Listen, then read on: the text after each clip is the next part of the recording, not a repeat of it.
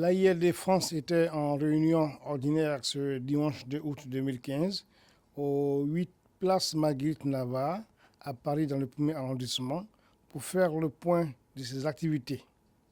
Était présent à cette réunion de manière exceptionnelle le président fondateur de ce parti, le ministre Kaye Eric, et M. Michel Barouin, SDG du Burida, qui occupe désormais les fonctions de secrétaire national à la diaspora. À la fin de cette importante réunion, votre média Event News TV, qui était aussi présent à cette manifestation, a tendu son micro à M.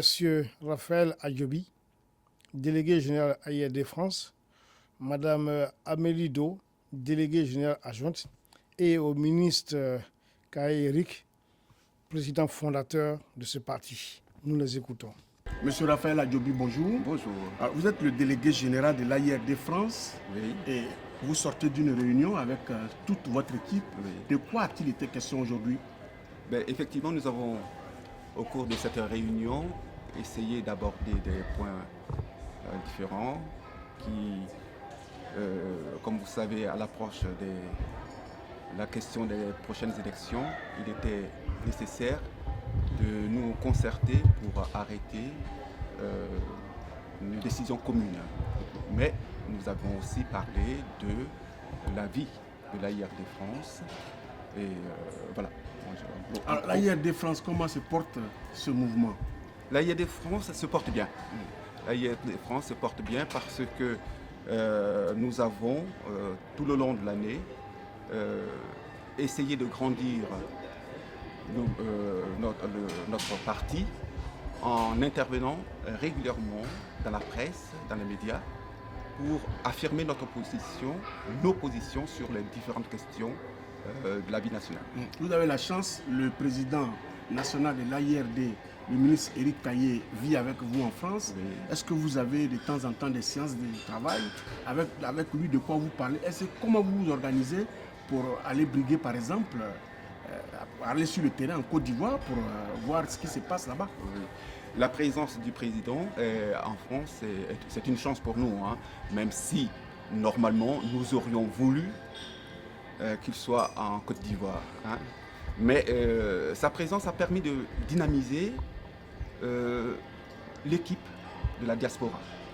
C'est-à-dire que il nous a permis de nous concerter régulièrement et d'être au courant de la vie politique en Côte d'Ivoire.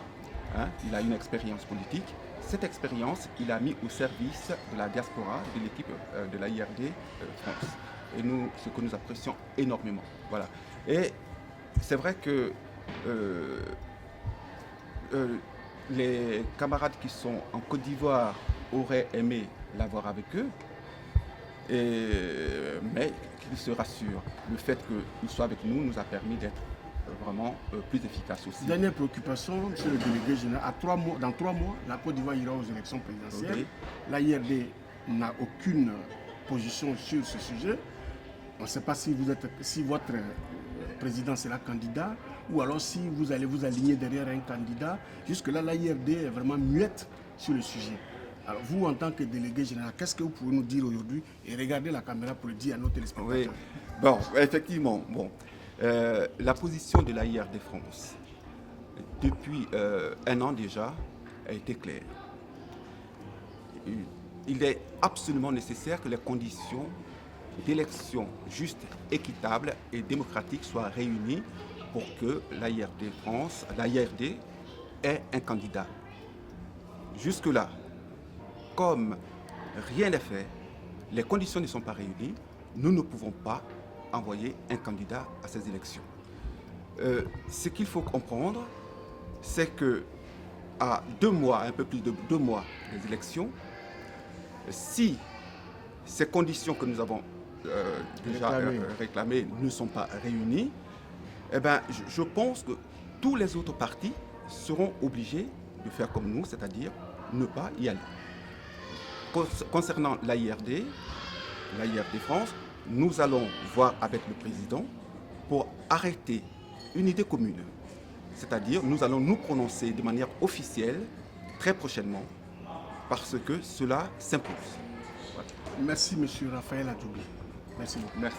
Madame Amélie Do, bonjour. Bonjour, monsieur. Vous êtes déléguée générale adjointe de l'AIRD France. Oui, Et vous aussi, vous avez participé à cette rencontre avec les militants. Au sortir de cette rencontre, quel est l'appel que vous lancez à tous les militants de l'AIRD de France?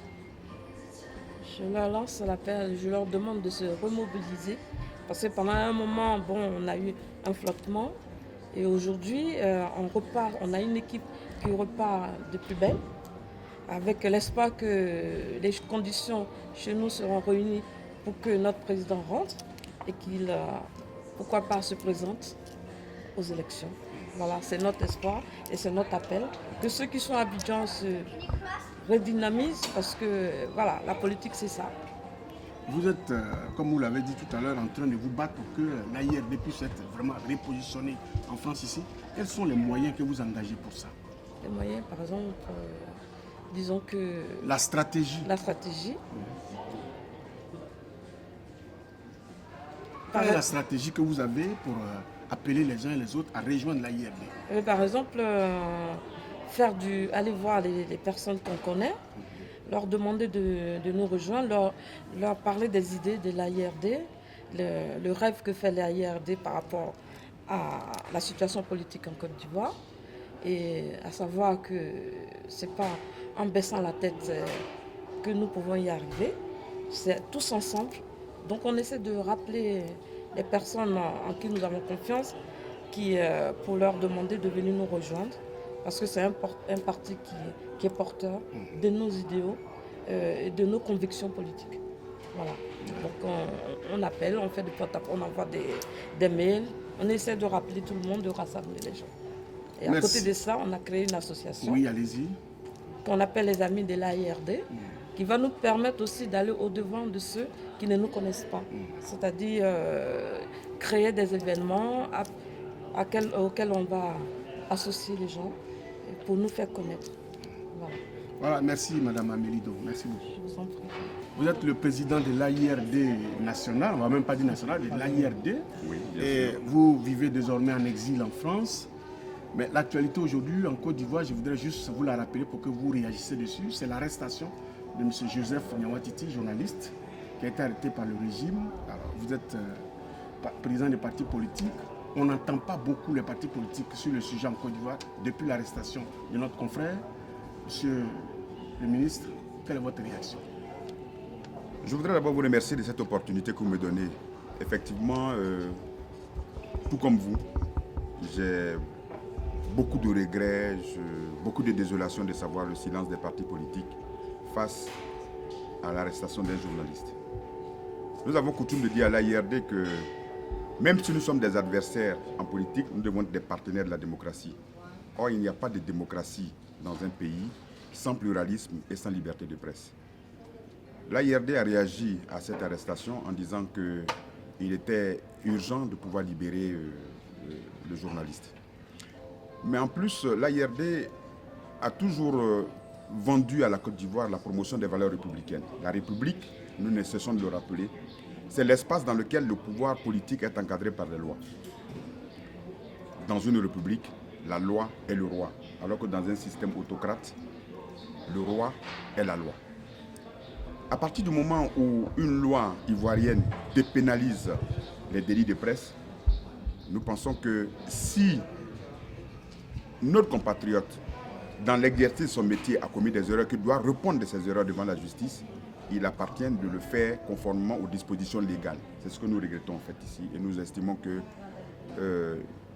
l'urgence est à sa libération. Nous remercions l'organisation Reporters sans frontières qui a réagi sans délai à ce problème-là et nous pensons que tous ceux qui ont soif de démocratie devraient se mobiliser sur cette question.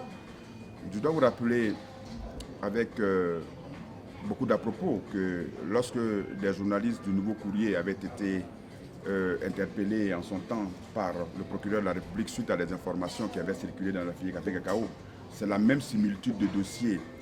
L'actuel chef de l'État avait porté un brassard rouge en guise de protestation pour l'arrestation d'un journaliste. Je pense donc que, comme par ailleurs, il arrive souvent que les chefs d'État ne soient pas au courant d'un certain nombre d'événements autour d'eux.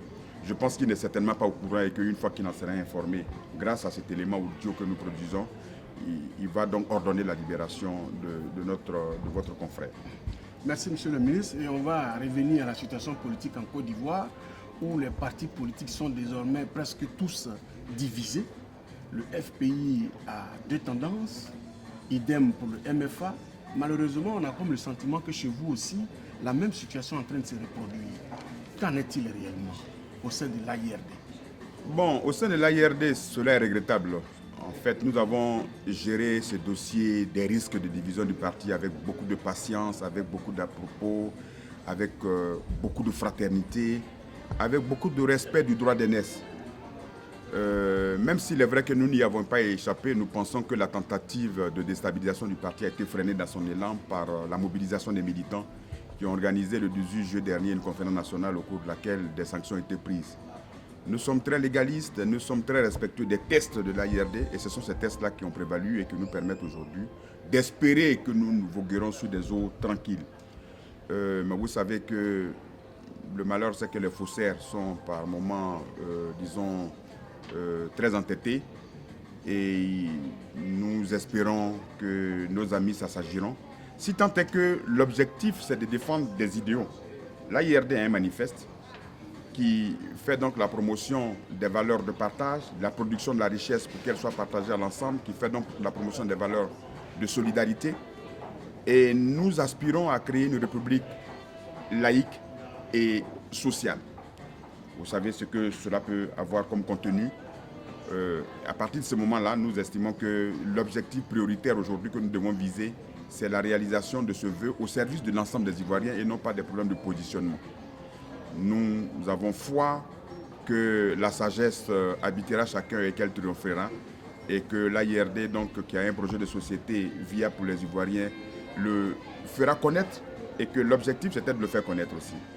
L'exil du président du parti a peut-être été un handicap dans l'action de certains de nos camarades sur le terrain, mais je pense que nous avons essayé de notre mieux d'accompagner cette action. Il ne s'agit pas aujourd'hui de la freiner. Nous avons aussi ce souci de faire un mélange harmonieux des anciens et des nouveaux qui arrivent. Un parti politique est appelé à grandir. Considérer que les nouveaux qui arrivent dans un parti politique doivent, disons, avoir l'autorisation préalable des anciens pour pouvoir s'exprimer ne me paraît pas démocratique. Ce qui me paraît important à savoir, c'est qu'un ancien, c'est dans l'encadrement des nouveaux et dans l'apport de son expérience à ces nouveaux-là pour une promotion du parti et faire connaître davantage les projets du parti qui fait sa respectabilité. Ce n'est pas de dire je suis un ancien, donc le nouveau qui arrive là ne m'intéresse pas, qui va faire un problème. Je ne voudrais pas étaler sur la place publique ces raisons un peu puériles qui sont de temps en temps évoquées, par respect pour les auteurs de ces propos-là. Mais j'espère que nous nous sommes assez bien compris autour de cette conférence nationale. Nous avons aussi attiré l'attention des autorités que des instances du parti se sont réunies, elles ont pris des décisions et que nous ne répondrons pas de tout trouble à l'ordre public qui pourrait résulter d'une action de 3 personnes qui sont sous sanction disciplinaire. Et en tant que parti républicain, parti citoyen, éminemment légaliste, qui se prononce sur l'actualité nationale avec ces idées qui n'ont jamais été des idées insurrectionnelles, qui n'ont jamais été des idées d'atteinte à la sûreté d'État, mais qui sont des idées de promotion de la République. Nous ne savons que faire cela et nous le ferons toujours, non pas parce que nous voulons forcément gouverner demain matin, parce que nous estimons que nous avons un legs à donner aux générations futures. L'Afrique aujourd'hui se bat dans le cadre de son positionnement, l'Afrique se bat contre un certain nombre de fléaux pour son émancipation et il est important que nous puissions contribuer à cela. Lorsqu'on a eu le parcours qui a été le nôtre, nous sommes une génération de chanceux qui avons été boursiers du CP1 jusqu'à l'université. Nous avons donc quelque chose à laisser à nos parents, à ce peuple-là. Et c'est pour cela que nous nous battons. Nous nous battons donc dans un esprit de concession. On vous a très bien compris sur le sujet, monsieur le ministre. On va poursuivre et ce sera la dernière préoccupation. Dans 3 mois, nous irons aux élections en Côte d'Ivoire. Vous êtes absent du terrain en Côte d'Ivoire, vous n'êtes pas là-bas, vous êtes en exil. Est-ce que vous avez l'intention de rentrer? Si oui, quand est-ce que vous allez le faire? Sinon, qu'est-ce que vous attendez? Pourquoi vous n'avez pas encore entrepris des démarches pour rentrer? Parce que c'est sur le terrain que les choses se passent. Bon, je voudrais commencer par la fin de la question. Est-ce qu'un citoyen, pour entrer dans son pays, a-t-il besoin d'entreprendre des démarches en tant que communicateur, homme de presse? Est-ce que j'ai besoin d'entreprendre des démarches pour entrer dans mon pays? J'estime que je suis sorti de ce pays parce que ma vie était menacée. Et cela, personne ne peut le contester, même si, pour des raisons politiciennes ou des raisons de politique d'autruche, certaines personnes veulent le nier. Maintenant, j'estime que l'évolution de la situation nous permettra d'apprécier et de savoir à quel moment nous allons rentrer. Et sachez qu'en tant que presse ivoirienne, vous aurez l'exclusivité de cette information au moment où la décision sera prise. Vous n'êtes pas prononcé sur la présidentielle? Bon, la présidentielle, merci beaucoup de la rappeler, la présidentielle est une élection majeure en Côte d'Ivoire. Elle ne peut donc pas s'organiser dans des conditions qui puissent conduire à une situation regrettable. Moi, je suis un petit mathématicien, un petit physicien, et j'ai appris que les mêmes causes produisent les mêmes effets. Et que si aujourd'hui nous allons à une élection dans des conditions de non-désarmement, dans des conditions où des milices continuent de sévir sur le territoire national, dans des conditions où on se trouve face à une CEI qui est suspectée de partialité et que nous nous rendons donc dans un combat à bataille rangée, non pas dans une compétition démocratique, j'ai bien peur que les mêmes causes ne produisent les mêmes effets et que les erreurs de 2010 ne peuvent être reconduites où on a organisé les élections sans désarmement. C'est par amour pour la patrie, pour amour pour les Ivoiriens, que nous appelons des élections apaisées. Et je pense que pour moi qui ai eu une culture, disons, à double casquette, entre l'Ouest et le Nord que j'ai fréquenté, où j'ai fait toutes mes études, le sens de l'honneur commande de se battre avec ses adversaires de façon loyale. Vous connaissez bien l'hymne national malien et ses citations où on dit la mort est mieux que le déshonneur. Si tu ne peux pas te battre, donne le sabre aux femmes pour qu'elles puissent se battre. Mais en même temps, Sundiata Keïta disait, Félix Houphouët-Boigny l'a repris, on n'achève pas un adversaire. Pour avoir la capacité de prouver qu'on est véritablement le plus fort.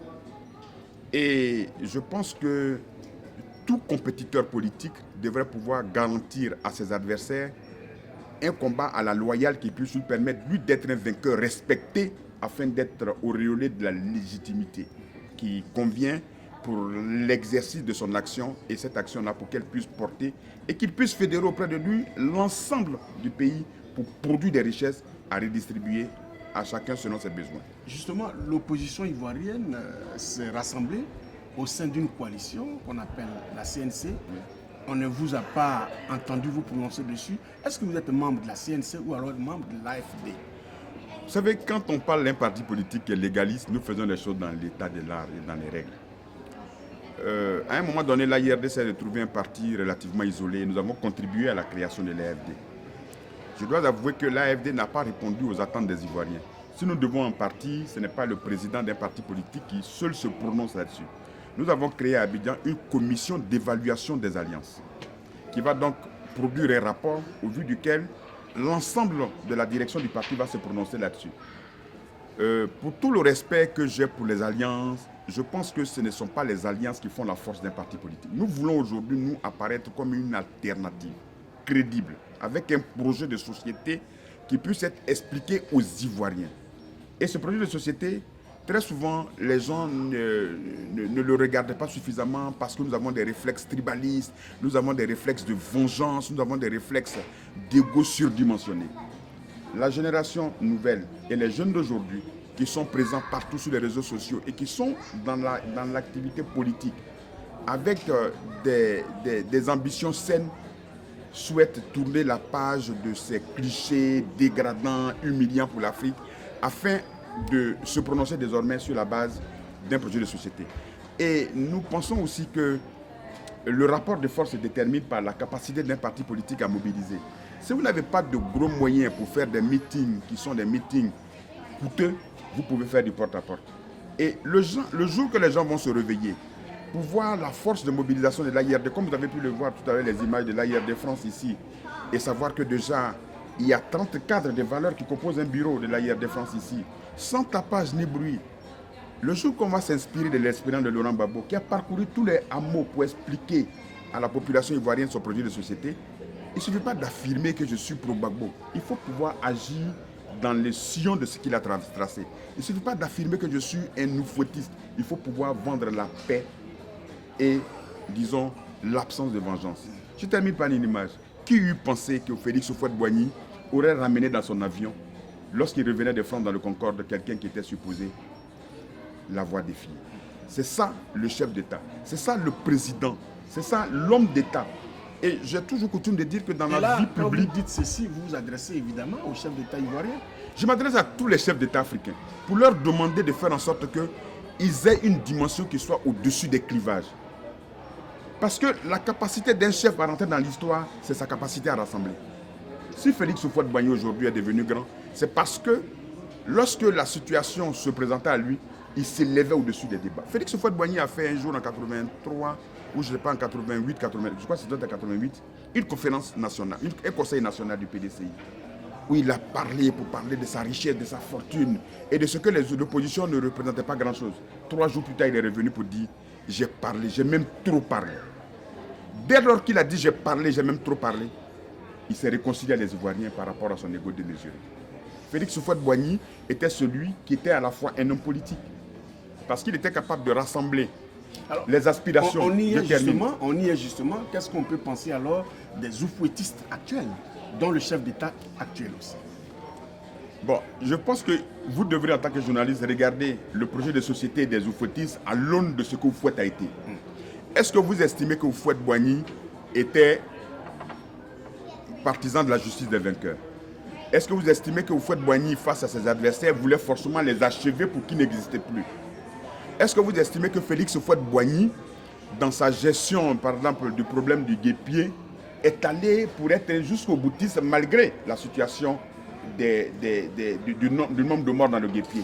Félix Houphouët-Boigny a-t-il ignoré, disons, lorsque cela s'est passé à Gagnoa, l'existence de conflit, ou a-t-il tendu la main à l'ensemble du peuple bêté pour faire la promotion d'un certain nombre de cadres de cette zone-là, de façon à éteindre les rancœurs?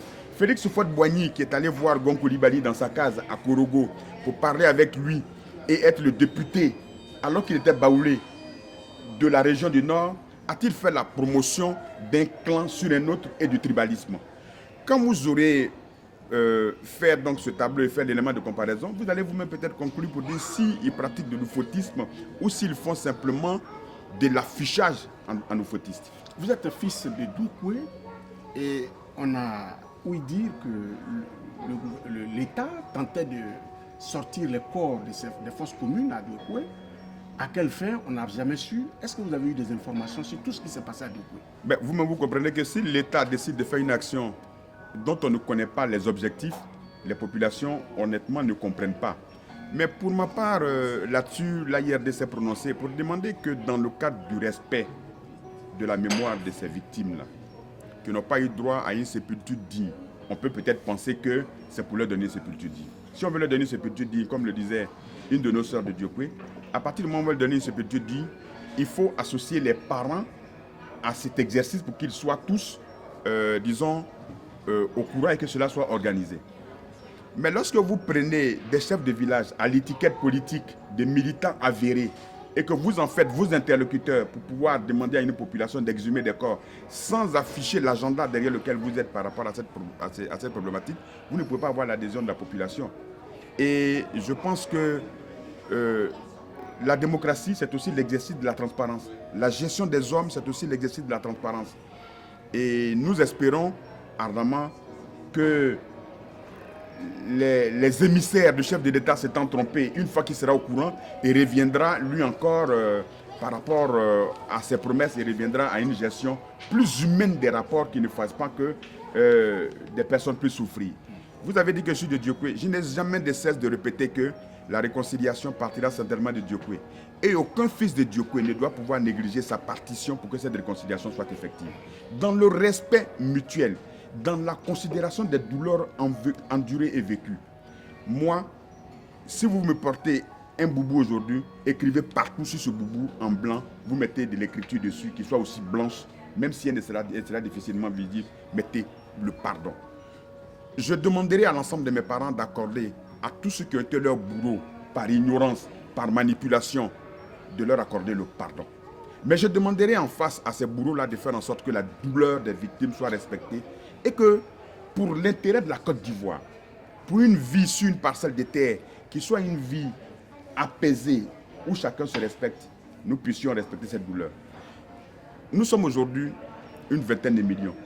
Peut-être que dans quelques années, nous serons 80 millions. Ça veut dire que l'espace sur lequel vit un individu aujourd'hui sera appelé à être occupé par 4 individus, mais pas 10 individus. Il y a suffisamment de place dans cette Côte d'Ivoire pour que chacun y trouve son espace. Tout ce que nous souhaitons, c'est que la vie sur cet espace soit harmonieuse et que chacun puisse travailler à la force de son poignet pour gagner son pain. Si les moyens technologiques permettent une agriculture performante, au lieu de produire X tonnes à l'hectare, on pourrait multiplier cette production par 5 et faire en sorte que l'espace occupé soit divisé par 5 et qu'il y ait de la part pour chacun. Un projet de société qui fait une place plus intéressante à l'agriculture, à l'autosuffisance alimentaire, qui fait une place plus importante à la vie en campagne plus agréable, à la réduction de la pénibilité du travail en milieu rural, est un projet qui pourra permettre une vie plus harmonieuse entre les Ivoiriens. Et sur ce plan, je voudrais vous dire quoi? Lorsque l'AIRD propose par exemple les CEMAP, c'est-à-dire les coopératives de modernisation de l'agriculture paysanne, vous vous rendrez compte qu'aujourd'hui, comme dans le domaine de l'informatique, dans le domaine de la production mécanique, la puissance de production a été multipliée dans certains secteurs par 10 à coût égal. Autrement dit, un tracteur qui faisait 10 chevaux à l'époque et qui coûtait, 5 millions, va aujourd'hui vous faire peut-être 100 chevaux et coûter peut-être 5 millions. Donc celui qui va faire 5 chevaux va coûter 2 fois moins cher.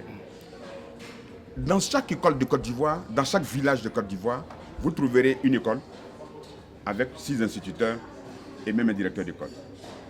À côté de cette école, il y a donc un coût de salaire pour les fonctionnaires de cette école-là, qui va produire des chômeurs.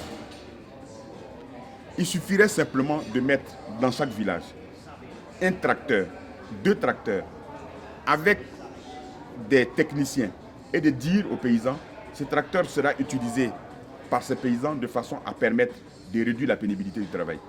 Quand Félix Houphouët-Boigny, pour parler aux Houphouëtistes, avait subventionné... C'est pas ça qu'on va conclure.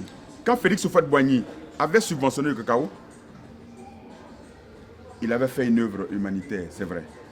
Mais Félix Houphouët-Boigny savait que le cacao devait sortir par le port d'Abidjan et qu'il allait payer le DUS. Le DUS donc était aujourd'hui de 200 francs et qui permettait à l'État de se faire rembourser ce qu'il avait investi. Donc pour me résumer sur cette question, si vous permettez, disons, à chaque village de disposer des matériels agricoles et de fusionner les efforts ensemble pour produire, disons, ne serait-ce que les produits vivriers, l'État se fera rembourser sur la production de ce matériel-là. Un tracteur, tant qu'il est au garage, il ne s'abîme pas. S'il va s'abîmer, ça veut dire qu'il aura produit. Et ces produits-là seront vendus pour pouvoir permettre aux paysans donc, de rembourser l'État. Nous avons des directions régionales d'agriculture dans chaque département. Elles pourraient donc apporter cet encadrement. Au lieu de payer des fonctionnaires à se tourner les pouces et à écrire seulement sur du papier, au lieu de payer des fonctionnaires à rester au 26e étage de la caisse de stabilisation, après avoir bénéficié de la sueur du front de nos paysans pour qu'ils puissent les mettre à l'école, on ferait mieux de les envoyer sur le terrain et d'encadrer les paysans. À un coût, je dirais, dérisoire.